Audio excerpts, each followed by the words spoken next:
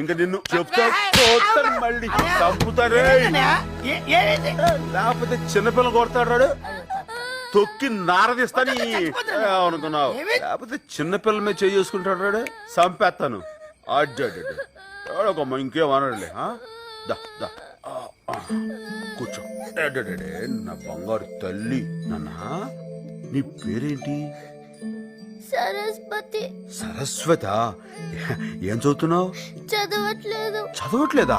అయ్యో, ఎవరు చదువుకోకపోయినా పర్లేదు కానీ సరస్వతి చదువుకోకపోతే ఎలా? ఇదిగో నువ్వు రేపటి నుంచి పని మానేసి బాగా చదువుకో.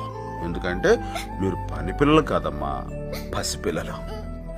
ఇదిగో నువ్వు బాగా చదువుకుని ఇందిరాగాంధీ మహాత్మా గాంధీ ఉన్నారుగా, వాళ్ళంత పెద్దదానం అయిపోవాలి. సరేనా? ఆ విషయంలో మాత్రం మనం కాంప్రమైజ్ కాకూడదు. ఇదిగో